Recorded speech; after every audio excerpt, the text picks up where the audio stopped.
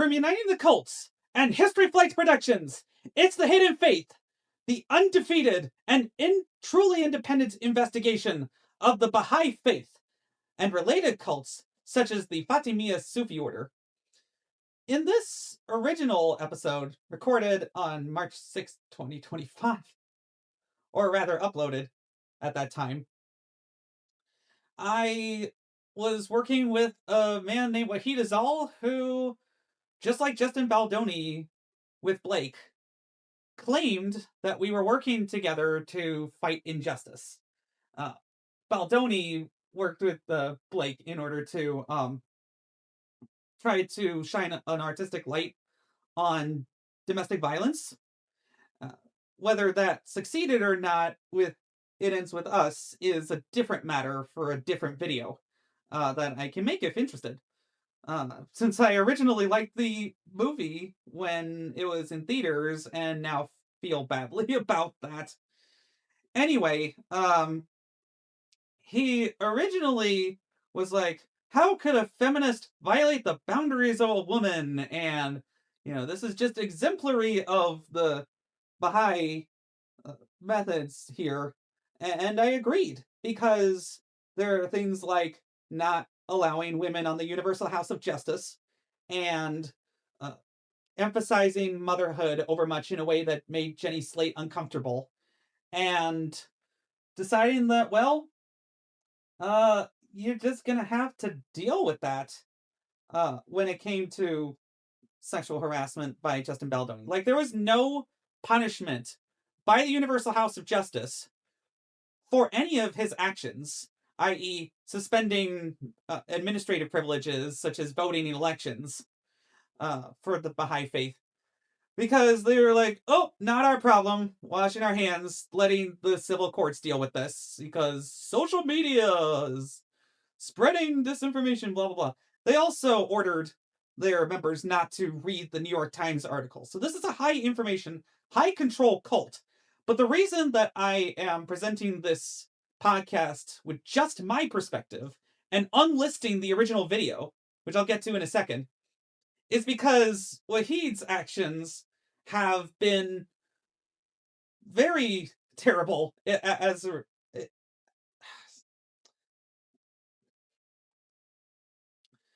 because Wahid Azal has proven himself to be almost as big of a monster as Justin ever was.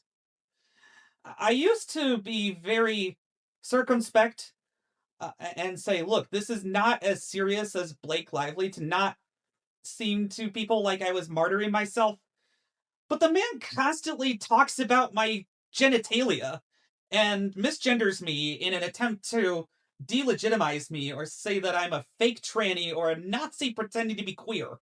And that just drives me up a wall, because how could he do that after so hypocritically trying to stand up for someone else who was marginalized? But that's the thing about Wahid Azal and his cult, the Fatimiyya Sufi order. It only exists to promote and serve him. So, the minute that I became an inconvenience rather than someone who could boost him by pointing out that, say, it's not okay to try to say, I would like to skull fuck a Baha'i until they moan into the fucking Abha kingdom, which is the Baha'i afterlife, or praying that Tel Aviv gets destroyed with missiles, or saying that October 7th was faked by Israel. Like, okay, I don't want to make this a whole debate. I have a whole video talking about my views on the Baha'i Faith, Israel, and Palestine that I'll link separately. But people are people, and I would like for civilians not to die. Why is that such a hard thing for people? But anyway, the point is that after that, he decided I was an enemy because he's a sociopath and a dangerous narcissist who frequently turns on people the minute that they disagree with him, because he literally believes that he is the next manifestation of God. Now, you can believe whatever you want, but you have to act as if you're in a society of people where rules fucking apply to you. And he says, no, that's not the case for me, because I'm defending my religion, and I can say whatever I want to defend my self-appointed godhood claims.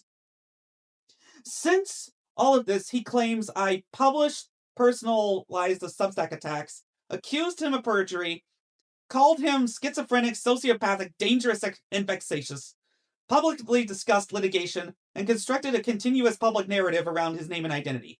Well, you know what's happened just since December of 2025?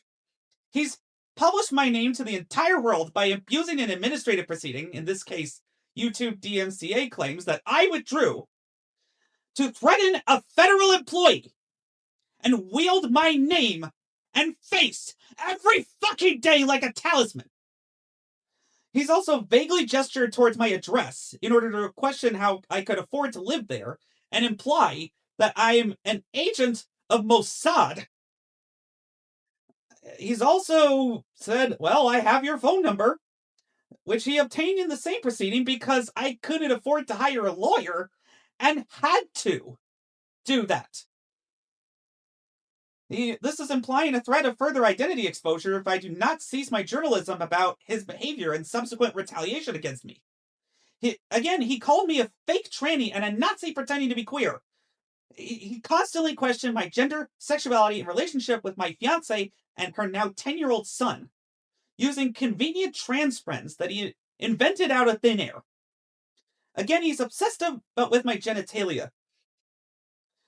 Who would violate the personal boundaries and identity of a queer person repeatedly and then claim they're sticking up for marginalized people? But apparently those marginalized people only include him and whatever brown people he can claim to be on the side on in order to be conveniently against Zionists and the West. Like, not that those are categories of people who have done something wrong, but he throws practically anyone he wants into a massive worldwide conspiracy against him personally. That's very protocols of the elders of Zion. There is a line that you have to respect. Anyway, speaking of that line, he also calls me Mendel repeatedly.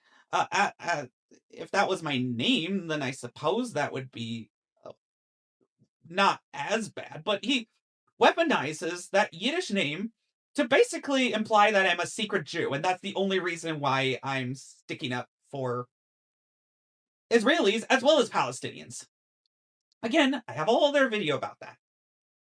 And I'm sorry if I'm slightly incoherent here as I prepare to show the rest of the original podcast with his whiny, nasally voice edited out. Anyway, he also has made AI-generated images of my face on a penis. Made AI-generated images of my face with Jewish payot side braids. Again, if I actually wore those, I suppose that would be not as bad. But he is doing this to, again, imply that I'm a Jewish puppet of his worldwide Zionist conspiracy. That is why I'm unlisting the video. Because he does that over an IDF soldier when I have condemned everything that the IDF is doing. Because he has filed 2 copyright claims for thumbnails that were obvious fair use. Because he's called me without evidence crazy, fixated, psychotic, fascist, imperialist, and, sorry, this is a bad word, retard.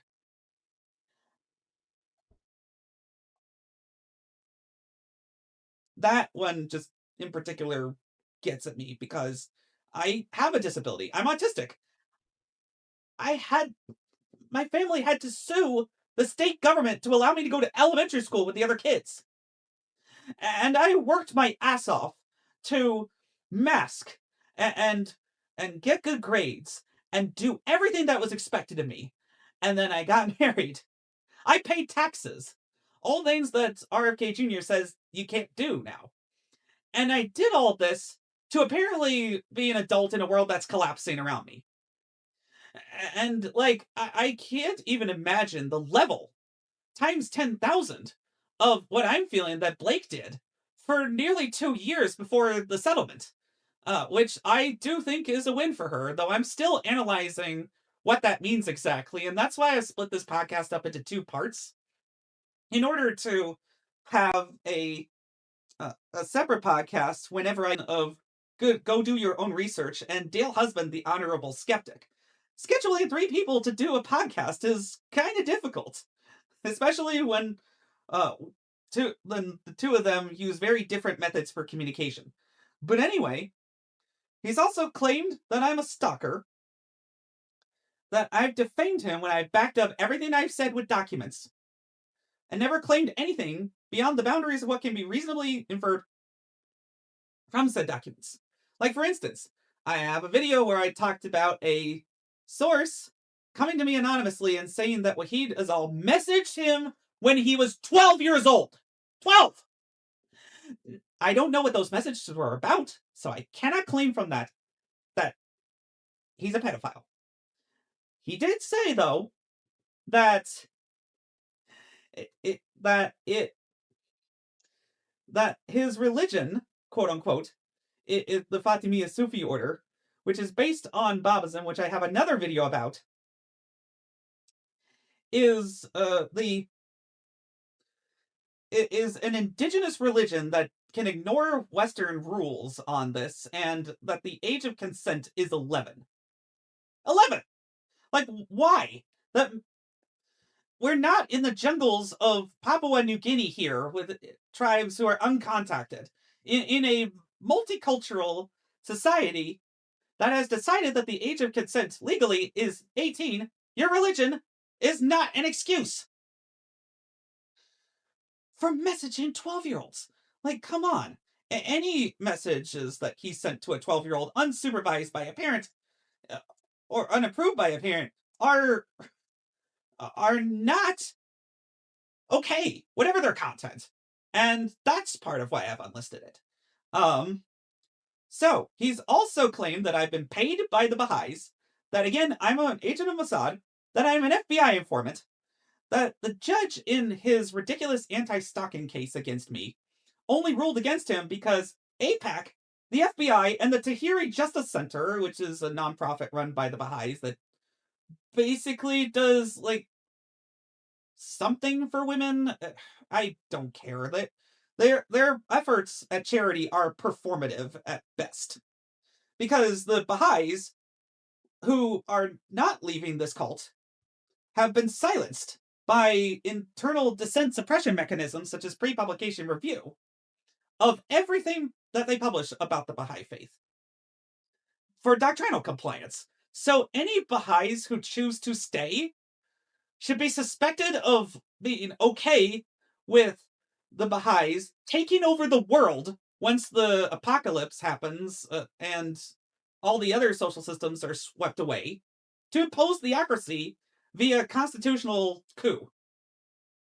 I have more videos about that. This has been a large part of the thrust of the podcast for the past 2 years that I put my time and investment into, and that Wahid doesn't get to leech off the side of anymore. Especially because he's gotten my other YouTube videos about him taken down multiple times, only ceasing because he knows that YouTube would delete his channel for DMCA abuse. He also registered his photograph for copyright the day before refiling his idiotic claim before the Copyright Claims Board that he stupidly forgot to attach a receipt for the first time. Because get this, I apparently can only comment on a photograph by itself if I use a photograph, not the person who is being identified by it. If that were true, then literally every news organization would have to license a politician or other public figure's photo in order to commentate on them, and then would only be allowed to commentate on the photo itself, like the various features of Donald Trump, for instance. I took a day and a half out of my work to respond to 2 ridiculous hearings. This has wasted judicial resources in DC and tortiously interfered with my federal employment. Meanwhile, he also claimed I committed business fraud for wanting to set up video lessons on editing for CapCut that I was wanting payment for, but now have been canceled. I'm still gonna make the videos, but basically as a proof of concept for future clients. It was very difficult to schedule this client for a bunch of reasons. Um, anyway, my response has been proportional. I have defended myself from Wahid's prior intent to destroy my channel and everything I've worked hard for by myself. I have called him sociopathic because he clearly cares about only his feelings and his imagined sense of perpetual victimhood while bullying everyone who doesn't worship him and his tiny, fragile ego. I have called him schizophrenic because he's proud to say he wanted to skullfuck a Baha'i for the slightest criticism and claimed to do so in the name of defending me. This horrified me when he said it's kill or be killed with these people, and his claim to defend me falls apart because not once did he consider how I would have liked him to respond. In order to not put my entire channel at reputational risk if people found out that he sent a death threat. And again, he decided I was an enemy the instant I criticized him. That is not normal. No mentally stable person is proud of that. I accused him of perjury because on February 17th or so, or 27th was when it started to take effect. Supposedly, he lied to a DC Superior Court judge about me being an imminent threat to his physical safety in order to get a temporary anti-stalking order, then had to admit in open court that that was not the case after all. So, which was it? I called him vexatious because that is what his pattern has been about. Silencing criticism and commentary, adverse to claimant's interests per his dumbass CCB filing, through a pattern of litigation intending to make criticizing Wahid is all too personally costly. I've also stood my ground publicly against such litigation, as any litigant has the right to do in the public sphere when public claims are made against them.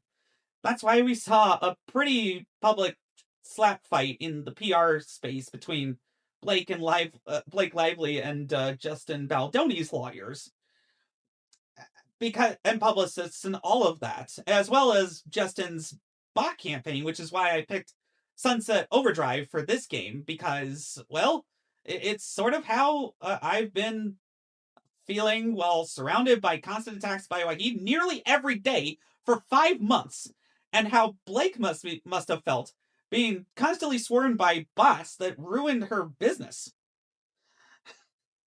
Whenever somebody's personal safety is attacked, you lose the argument. That person who does that. All I have done is remind people of 30 years. I just turned 34. 30 years of publicly observable and well-researched history of Wahid Azal's bad behavior on the internet. No matter how much you might try to bury that with bullying and litigation, which is culminating in this remake. My demands to avoid his platforms getting annihilated with TOS reports are as simple as they've always been. He doesn't even have to delete any of his posts. Either way, my plan is still to stop talking about him, unless I decide to sue. If he shuts the fuck up about me after the Soviet Union video in August and does the following: redacts any mentions of my name and face from all of his posts, redacts any mentions of my transgender identity, genitalia, sexuality, etc., drops any insinuations that I'm connected to the FBI, Mossad, etc., drops all pending litigations such as his worthless appeal of the TASO being dismissed and the CCB case. He can still call me a Zionist or an imperialist or whatever the fuck he likes other than that, as that's protected rhetorical hyperbole. Yet for someone who complains about his identity being criticized when he's yet another Middle Eastern curmudgeon claiming to be divine in a long history of them, he sure does love to stomp on people's identity when challenged at all. On this, a kicked weasel will squeak. At least, as I'm recording this, I'm at home with my family for 2 weeks and got to celebrate my birthday. So yeah. On with the rest of the old podcast. And then please be sure to like and subscribe to this video and History Flights Productions, it is a lot of effort to do this by myself, even just editing the old podcast, which had originally taken me an entire day, where I got 30 minutes of sleep to do that. Even that was hard because, well, I had to hear his stupid voice again. And again, if you want to see the original video, it is out there. I will be linking the original bibliography because I stand by everything I said. And am putting an asterisk on Wahid's claims that Baha'u'llah, the founder of the Baha'is, ordered the murders of rival Azali Babis. That's a whole other can of worms. And in that is the original video. The original video will also be linked in the Hidden Faith playlist and podcast on YouTube audio, because, well, I don't believe in censoring history. However, the fact that it's gaining views is gaining views for him and his cult. And I could not just let that stand without the context of his subsequent behavior. And that's why he's being erased from this podcast. Not because I'm such an evil imperialist or a racist or whatever that I'm bullying an innocent man, but because this man is a tyrant who refuses to ever let anyone else be right in his life unless they're sucking his tiny dick. So yeah, I'm pretty mad at him still, because he continues to make my life a living hell, because he continues to wage a one-man war with unlimited free time against me and my mental health while I'm juggling raising a family in Africa, the fact that my federal agency is currently hanging by a lawsuit, doing 3 podcasts by myself, and doing all that in order to stand up for truth, justice, and historical accuracy, which has been the spine of History Flights Productions since the beginning.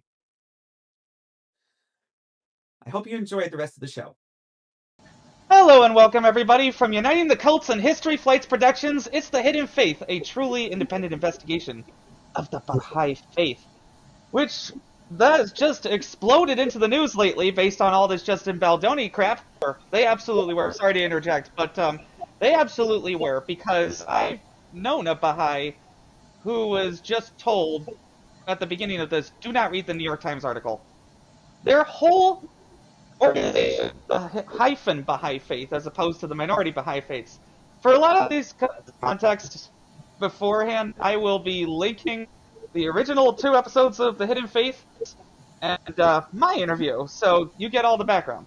The point is that they have always wanted to control information. Like how they market World Religion Day as they try to as a forum for people to come and be interfaith together. And to some degree, some of that is true in some circumstances, I'm sure, because my Baha'i ex-mother-in-law tried to live that. She was part of interfaith meetings. She was in an interfaith chorus that performed at Carnegie Hall, so that was pretty cool. But the National Spiritual Assembly of the United States created this marketing opportunity too by creating this holiday in January 15th, 1950. Also, sources will be linked in the description. Anyway, then, October 22nd, 1968, a letter of the Universal House of Justice to the local Spiritual Assembly of Chicago stated, September 30th, with the suggestion that there should be one day in the year in which all religions should agree, is a happy thought, and one which persons of goodwill throughout the world might well hail. However, this is not the underlying concept of World Religion Day, which is a celebration of the need for and the coming of a world religion for mankind, the Baha'i Faith itself. Though there have been many ways of expressing the meaning of the celebration in Baha'i communities in the United States, the day was not primarily meant to provide a platform for all religions and their emergent ecumenical ideas.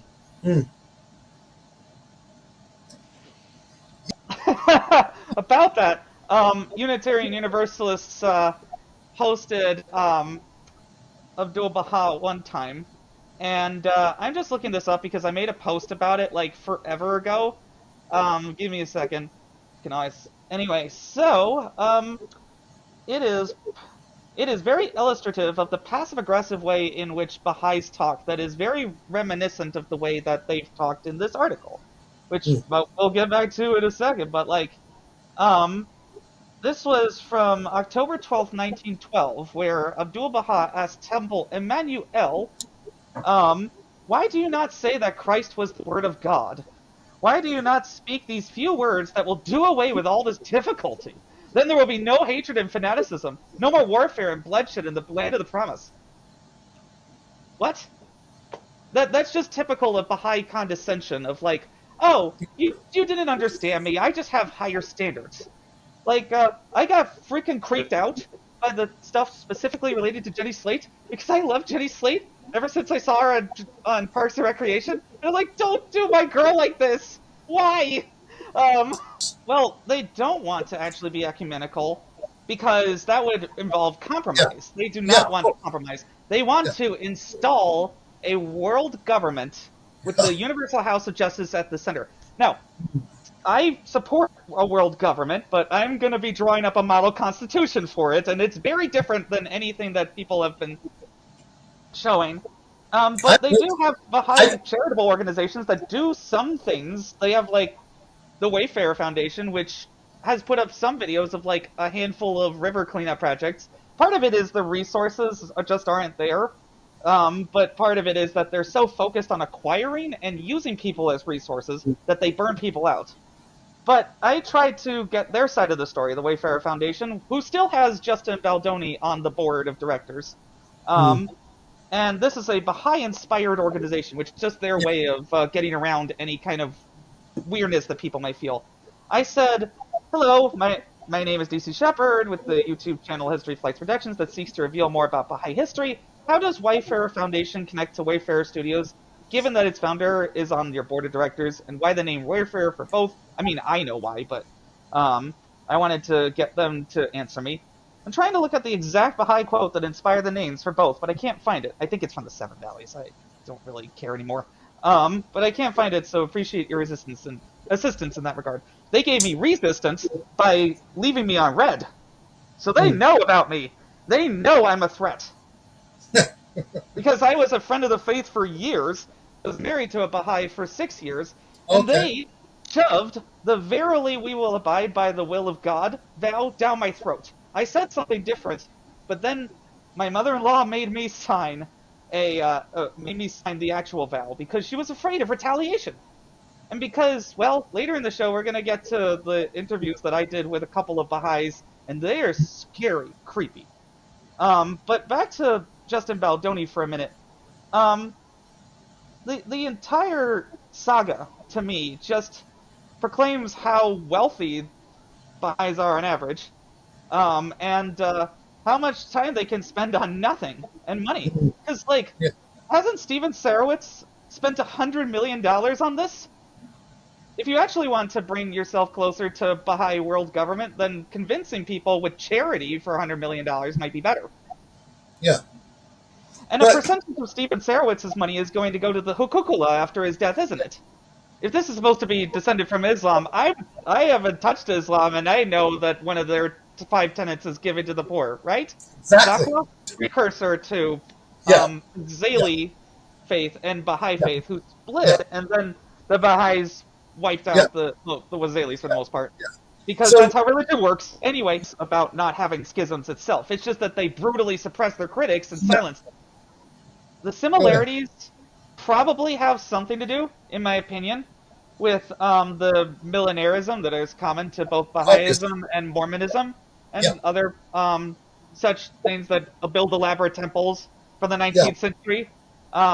Because while we can't compare these two things directly because of the different contexts, like a 19th century revolution of thought in Persia versus the Great Burning In period of the 1830s in upstate New York, where everybody decided to name everything after Greek and Roman cities, so not a coincidence. But there's also just the one thing that's really always bothered me about the Katabi Akdas is the burning of the thief on the forehead. Yep. Now they're saying like, oh, it'll be like a tag on your social media or something, because that's what the Baha'is do. They fudge things, and this campaign to bury Blake Lively is an attempt to call her a thief against their power, a woman who, yes, she has resources. Yes, she has a powerful husband who may have changed a few too many scenes and may have been a little bit outbursty. But like, compared to the sheer level of bullshit that happened to Blake and 3 other women, I mean, those documents aren't verified, but that's still, troubling. And again, part of it is the whole, you don't understand our standards, we just really like mothers. Yeah, because apparently they have time to go after little people, but not anyone who actually has any big transgressions that supposedly ruin the reputation of the Baha'i Faith. They talk about, when it comes to homosexual people, about, oh, don't do it so flagrantly that you'll ruin the reputation of the Baha'i Faith. I don't think they understand that people don't really care anymore as much as they used to, protecting their sense of ivory towerness. About when it's marriage, it's the fortress of marriage that keeps other people out. That's what my ex-wife used to abuse me. That's what they used to shut down Dialogue Magazine. That's what they used to shut down Talisman. Basically, this is our Pod Save America Survivor crossover moment. For those who don't know what that is, they basically tried to have one of the Pod Save America co-hosts on Survivor. Mm-hmm.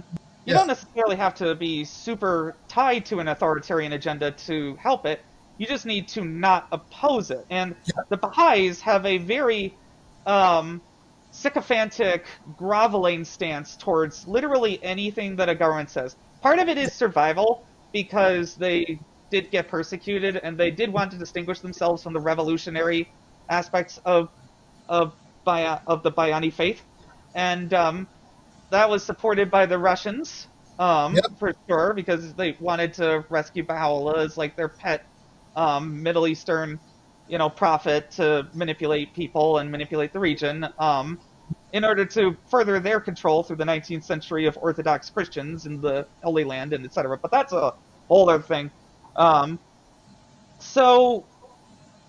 Okay, the main reason that they are so controlling, though, is because imperialism as an idea doesn't necessarily mean empire, the land. It means that whatever your domain is, you're in charge.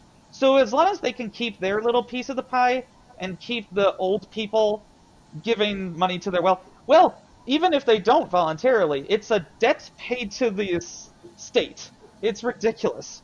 But this has come down on 1 to 2 Baha'i, on 2 Baha'is. The first Baha'i I talked to, his fiancée was Hindu, and was at first okay with it, since despite the creepy reliance on getting parents' phone numbers for consent. The parental consent rules are stupid. I'm sorry. Like, they just are archaic, and parents can use them as a veto, even though the Universal House of Justice says they can't. I'm just glad that neither of our parents vetoed, but maybe they should have.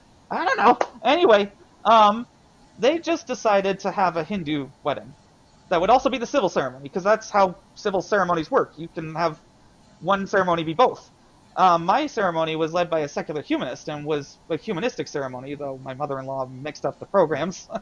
And nobody knew which one was the Baha'i and which one was the humanist, unless they knew us. Anyway, 3 months later, this person that I interviewed was summoned to a meeting with the LSA and was able to share his frank feelings in basically a customer satisfaction survey, to which this person said, just focus on your own faults, to the LSA.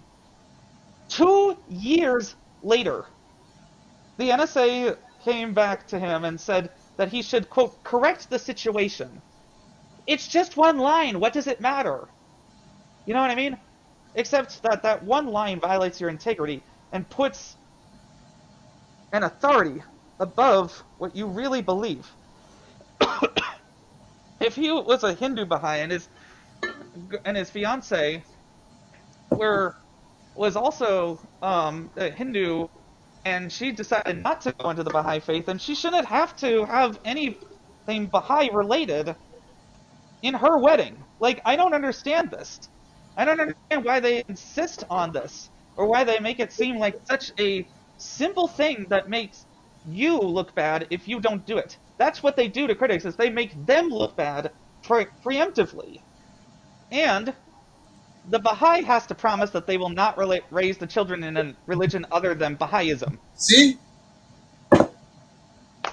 And I imagine don't know why God would give a shit about this. If God exists and has created us with free will and free religion, then I don't understand why there has to be authoritarianism in religion and supremacism, which is a big strain of Abrahamic thought. For the first person I interviewed said that Baha'is claim that these laws are all about your personal relationship with God.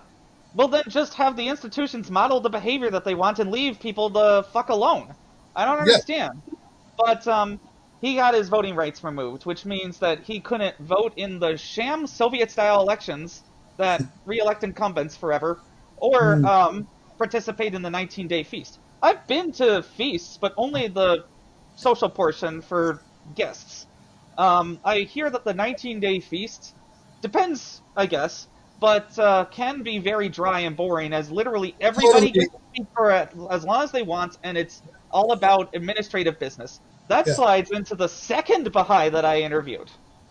He was asked to serve in community meetings almost every weekend after declaring, including one that for some reason lasted from 7:30 a.m. to 6 p.m. on a Sunday because of an important continental counselor who was coming into town. These are like, they basically created a shadow executive branch where, yes, there's the local spiritual assembly, people vote for that, people vote for the NSA, and then the NSAs vote for the UHJ, the Universal House of Justice, and of course it's all men on there. People have been noticing that fact more and more, and it's very clearly not plainly evident as the midday sun, Baha'is, about this. But yeah, like, then they have the counselors that support the assemblies by basically serving as party apparatchiks. So, one of the reasons why in my early research for this project, for the Hidden Faith, in early episodes, you can take a look at them, I was trying to be nice about the Baha'i Faith and say, like, it really isn't a cult in my view. Part one, what I saw from the outside, like reading the Ruhi books and deciding that if I ever did have children with my Baha'i wife, I would never let them near any of that creepy crap. Like, it was because I had been to Green Acre and saw kids being excited about this. Like, it seemed fine from the outside looking in, but getting this kind of confirmation of my suspicions that they really do work you to the bone, and then expect you to be perfect, and then not backbite. Which, their rule on backbiting drives me crazy, because I talk to my friends about my friends all the time. But because sometimes you need to be able to vent to friends about something. Corporate organization. Yeah, well, I was lured in by the promise of a book talking about the 1844 phenomenon. I very quickly rocked that it wasn't a secular book, but I was like, okay, this is actually an interesting new perspective. Like, they want to seem like they're bringing a bright, sunny perspective, but what appears to be happening, according to the Hollywood Reporter, is like an imposition of joy as the only emotion allowed. It feels very Stepford Wives to me. The book that I originally looked at was A Thief in the Night. About that. I think that, well, they certainly created peace for themselves, with their nice buildings and such. But, like, even the Baha'i temple in Willamette that was supposed to house elderly people just hasn't done anything. It just kind of sits empty most of the time. So it shows about the emptiness, that, like, you know, people might wander in and might pray, but there's, like, no organized service, is basically one of the sources says. I mean, that's interesting, because I love museums. I love walking through Washington, D.C., and especially the Air and Space Museum. But that actually tries to teach you something. Like, it was a very cramped and narrow exhibit that first showed the Wright Flyer when I saw it when I was 12. But I still walked around it and talked up a storm about it to people, and they were listening. Like, a crowd formed behind me and my family. Not the first time that's happened, or the last time, but then for the overhaul, they expanded the exhibit. There's more in there now. The right flyer has more of a prominent place. My favorite plane of all time, so I'm happy about that. And there's like a separate thing for Catherine Wright, who was their PR manager. Go look her up. She's badass. Anyway, but my point is that like museums, even museums change. Sure. Like how the Smithsonian is returning the human brain collection that they got from the 1800s. Yuck. But yeah, all of this has created a Streisand effect, and Yeah. Yeah. there's no way that people are going to be prevented from, quote, backbiting, because really what it is just an attempt to control people. I think it's a little bit more like Brave New World because of the emphasis on just like a suffusion of happiness throughout your entire life and not really acknowledging conflict or teaching you the skills to build conflict other than just being forbearing with everybody. When this would come out even in my discussions with my ex-wife, we would consult, but if she didn't get her way, she would get very upset with me. And somehow, anytime that I criticized her, I was the bad guy. But meanwhile, Baha'is get to do things like say that no one should ever trust atheists. Which is like, what the heck? And saying things like lecturing down to an Alexandrian naturalist. This is from Promulgation of Universal Peace, by the way, page 80 to 82. But he's like, well, you're definitely better than a donkey, so I reject your argument. It's not, but the naturalist's argument was being misconstrued. Basically, it was like, well, the distinction that usually people give is a soul, but that's not measurable with science yet. I do think eventually we'll solve a lot of mysteries, but not all of them, and that's why I'm an agnostic atheist. But when I talked to a Baha'i content creator, he said it was literally impossible for that to exist because atheists must know something if they want to believe. Well, more like it's a lack of belief for me. It's just nobody's been able to convince me. Right? They take it literally, and then they claim to decades-long definitions because the last guy who was supposed to interpret these things, Shoki Effendi, who excommunicated his entire family, by the way, basically said, I am the truth, and no one shall come after me. Because he decided not to bother to fulfill Baha'i law by actually writing a will, and then died in London in 1957. Meanwhile, can I read a quote that's very illustrative? And then we can dissect it? This is back to the World Religion Day stuff. In 1983, January 1983, a Unitarian Universalist minister who went by the pseudonym Tom Hansen was not allowed to read the writings of Martin Luther King Jr. at a spiritual assembly in Wilmette, Illinois, and he said, I wonder if in claiming the decisions of Baha'i leadership of decades ago, you realize that you are denigrating other faiths in holding a world religious day and then not permitting your guest faiths to designate their readings to be what they call holy scriptures rather than going by your outmoded past?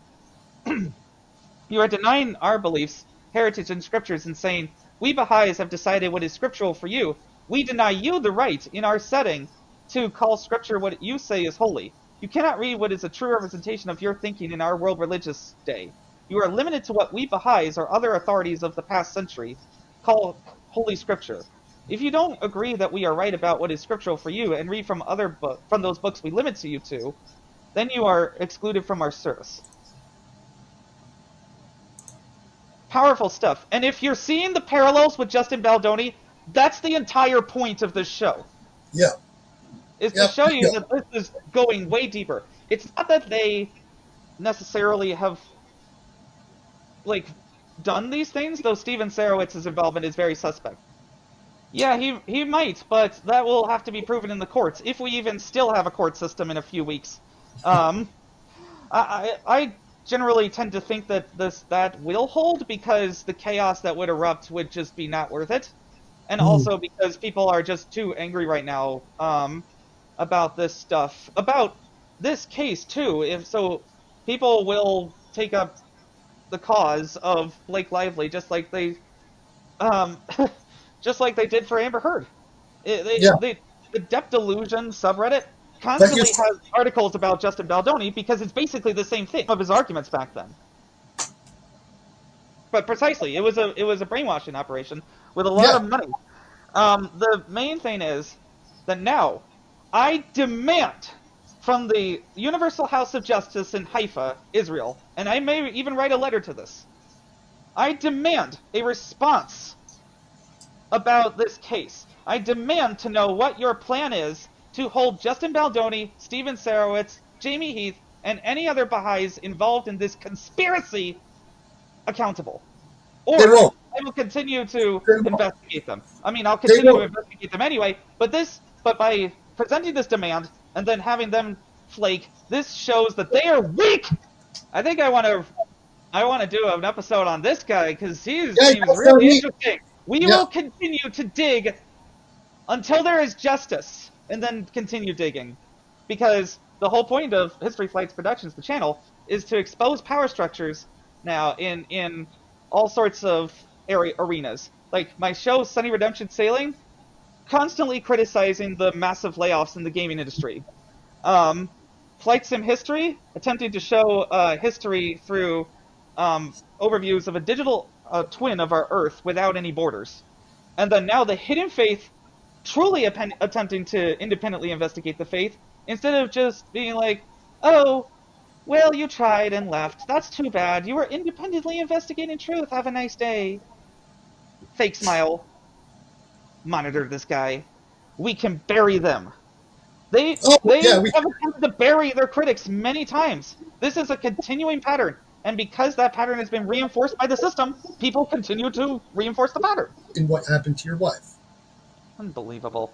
Well, apparently Germany and Switzerland were fairly contentious arenas in the 80s for Baha'is because the German government was being pressured to rule them a cult, and they fought back, and they fought back against critics viciously. There was like one Swiss critic, I think his name was Utrecht, and because a ruling by a government on this makes them comparable to Scientologists who also had the same thing happen to them in Germany, not for the better, as J.D. Vance and Elon Musk's meddling with the AFD is making clear. But so I've been trying to look up. I've been listening, but I've also been trying to look up this ruling that happened in like 1908, if I remember correctly, where I think it was maybe in Egypt. They said that Baha'is are an independent religion and not a heretical offshoot of Islam. So that just reminded me of that whole brouhaha. Like, that basically they're so attached to government and UN recognition that that's their main goal. Their main charitable, if you want to call it that, thing is sitting around and talking at the UN, which is a whole group of people sitting around and talking. Because the way that this system was set up, just a brief sidebar, the League of Nations completely fell apart because anytime the major powers were outvoted, they just left.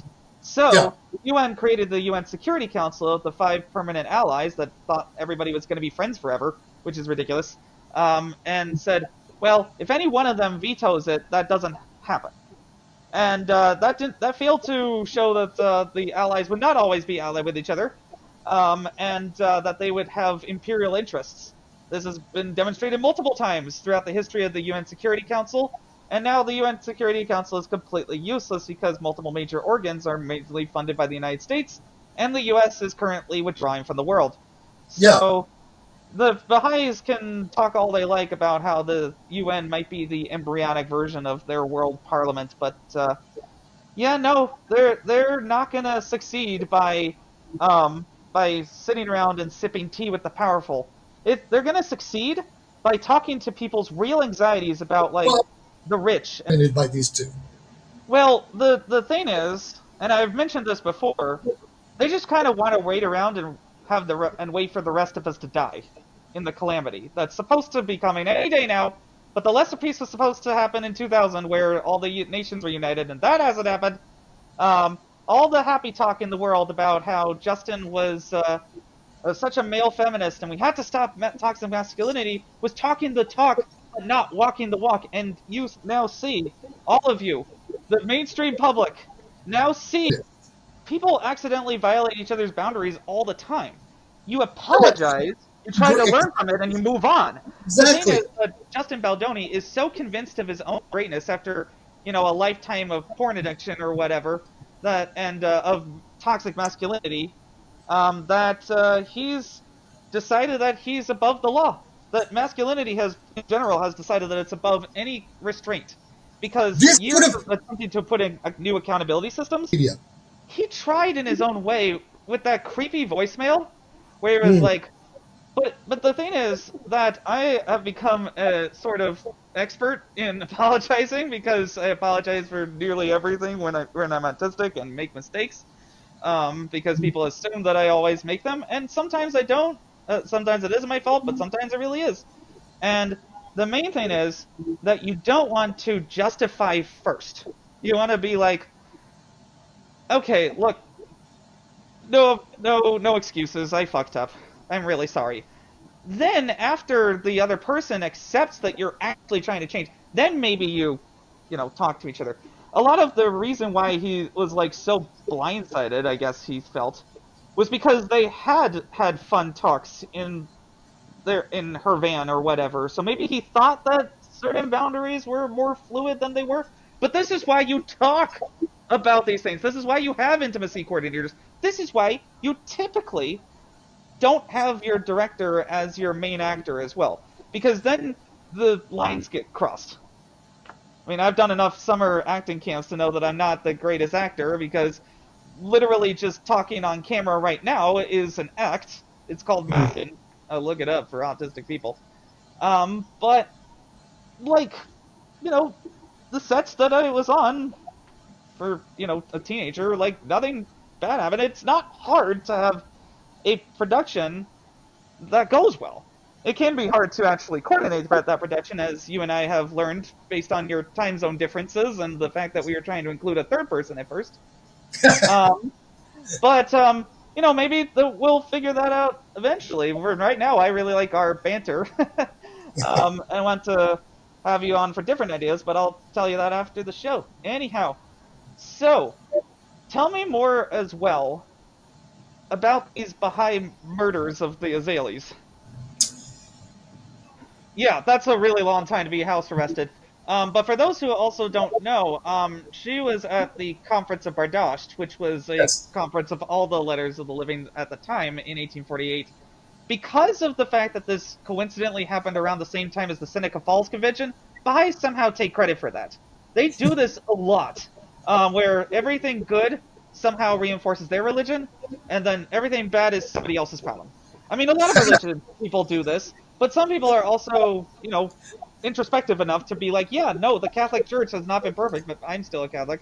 I'm not one of them, because I couldn't resolve the conflicts there, but as well as the basically the destruction of the Congress of Vienna order that had been put in place after Napoleon to try and preserve a careful balance of power to have Europe be in stasis forever in favor of monarchs.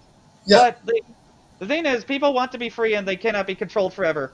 So what this show is attempting to do is bring light to the authoritarian structure of Baha'ism and the Universal House of Justice, and to disprove any claims that they may have to being the only legitimate Baha'i organization. Because I think I'm going to get on one of the free Baha'is who runs the magazine that they do.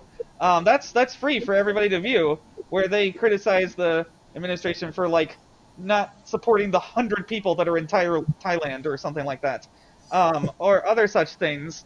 And to say, look, these people have been silenced for decades. Whatever the merits of their actual claims, it doesn't matter, because I'm not looking to believe in God or anything. It's more just we have a common enemy in this fight for the truth, and that is, we're now in a multi-front coalition against this. Blake Lively fans / just everyday feminists. Feminism may not be televised, but I will televise part of it on here. Yes, praise you.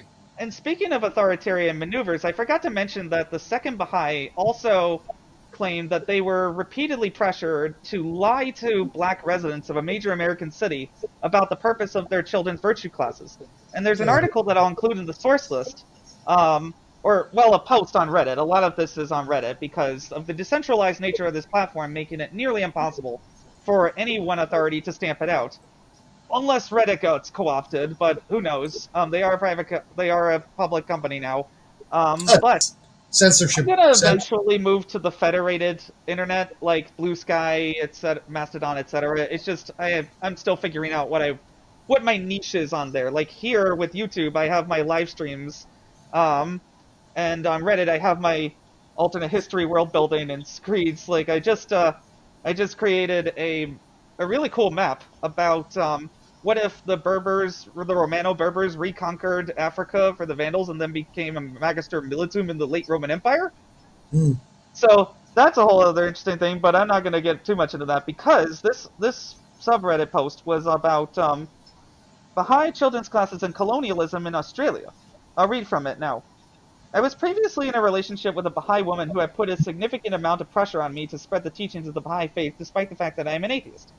I'm from Perth, Australia, and the way the community recruits children to attend children's classes is to door knock in lower social economic areas, offering to take their children out to attend classes. This mission always had a big emphasis on bringing in indigenous Australian children. So this is a common imperialist tactic that the Baha'is use to subjugate natives. When Abdu'l-Baha talks about Native Americans, he talks about them in a very condescending way. Like, their great spirit must mean the same thing as ours, so we should have... It's also plausibly one of the reasons that they love monarchy so much. Or at least the noble qualities of monarchy, if you try to criticize them a bit. Like how they keep gaslighting people that Queen Maria of Romania converted and was the first monarch to do so. But No, she didn't. She just received one guy once. Yeah. That's it. Yeah. But yeah, this the response to the children's classes article or post about Australia, it demonstrates one of the tactics of the Baha'is as well, of Justin Baldoni as well. I'm sorry to hear that you feel that you were put pressure on sick yourself to spread the teachings of the Baha'i Faith, as this is not not something we are taught or encouraged. In fact, proselytization is prohibited. They call it teaching. Talk about cannibalism in the Sudan. That's one of the things that that bother me too. Was like, oh, these people are barely above animals, you know. I really do see now the parallels you pointed out. It's either that or some Baha'is may believe that those things, but not understand the hypocrisy because the information has been buried. Also, I would love for Abdu'l-Baha to say even 1% of that to my girlfriend from Swaziland's face. She would eat him alive. She is so smart. And her son just turned 9.